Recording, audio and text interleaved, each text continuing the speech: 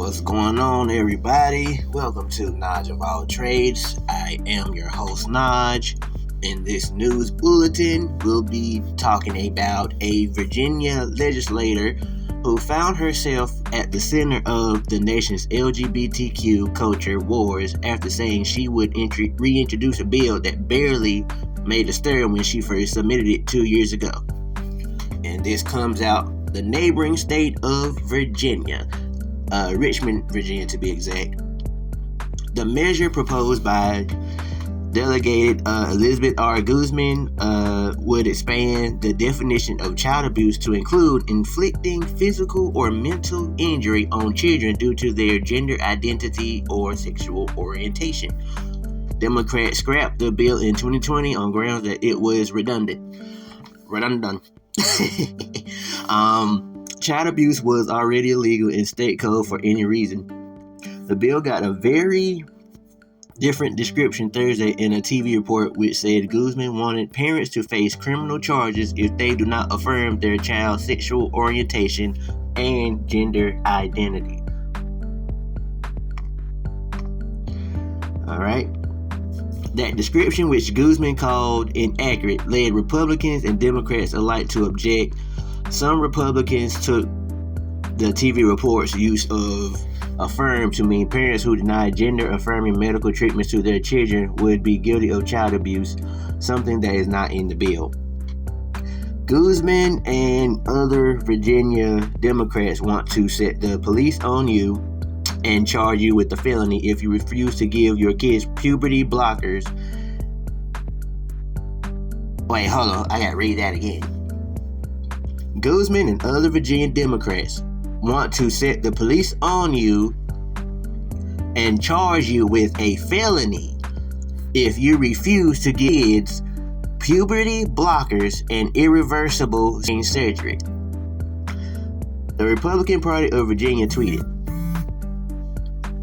Guzman's measure speaks only to physical or mental abuse inflicted on the child. There is no mention of gender-affirming medical treatments, although some Republicans suggested that parents might be accused of inflicting emotional abuse if they are not supportive of their child's LGBTQ identity.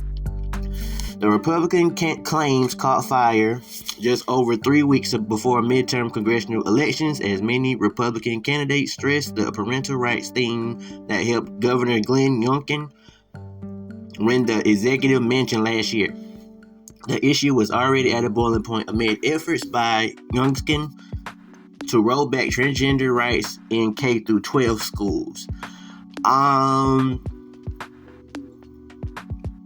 So yeah, that's all I'm going to read there. I'm going to try to make this one short, quick, and easy. Easy like Sunday morning. Okay, here we go. So basically, that tweet, as far as saying that's like puberty blockers and all that, that was some upright gutter butt bullshit. Like it's just basically saying, parents, do not, if you feel like your child is gay or whatever, a lot of times people would tell you or tell that group of people, because I'm cool with anybody, you feel me? So I'm around many groups of people, so I understand. Okay. Like they'll be told, oh, well, I knew since you were born you was gonna be da da da da da. And a lot of times, 9 times out of 10, I hear the same story, that there was some kind of mental neglect, abuse for being different, and it's like parents come off harder. I don't know if it's because of race and it's just the stigma of the sexual orientation, or is it really just their ego and whatever, because they don't want the peers they was around when they grew up or so forth, so have you, people in their age group and their peers to chastise and ostracize them. So is it the case of really, is it the child Or is it really the expectations of the parents? And you can't sit there and tell me, because we all got parents, we all grown up and been through things, those of us who are 18 and older.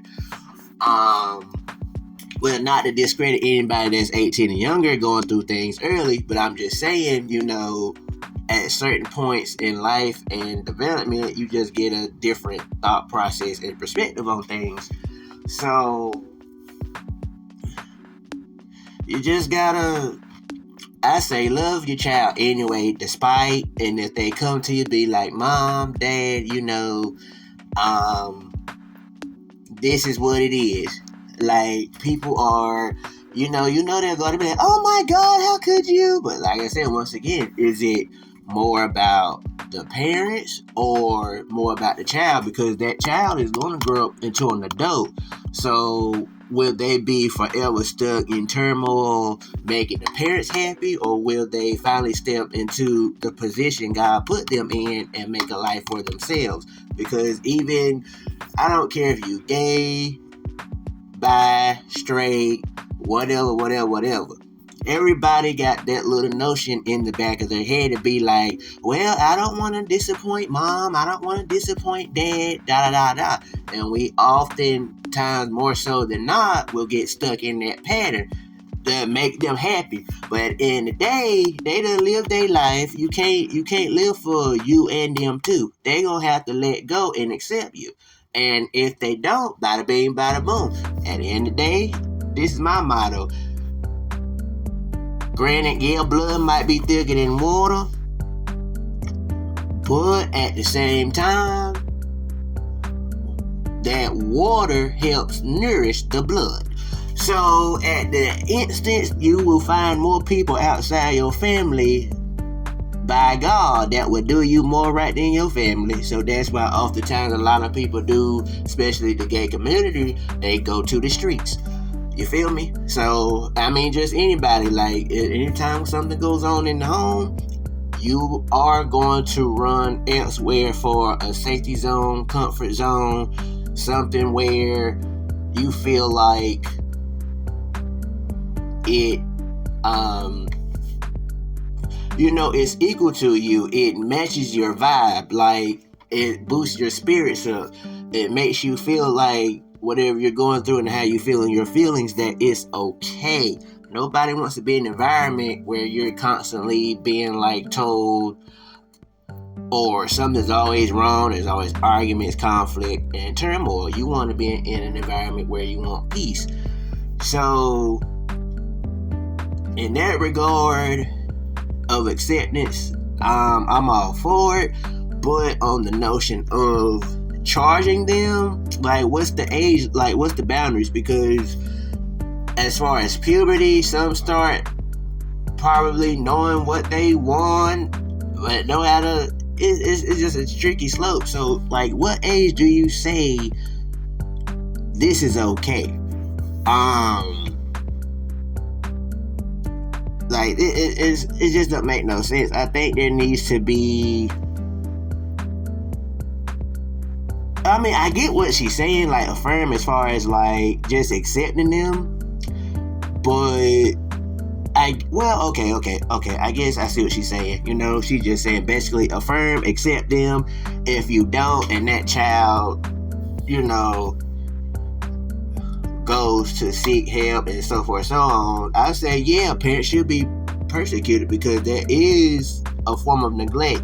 Because people think of neglect as basically like bodily harm, like beating them up, that kind of thing. But when you're getting beat up mentally, that's also a form of abuse, and people forget, people neglect that fact that abuse is of the five senses, mentally, emotionally, physically, you know what I'm saying? So, yeah, tell me your thoughts, like, share, subscribe, comment, and I'll see y'all in the next video. Yay.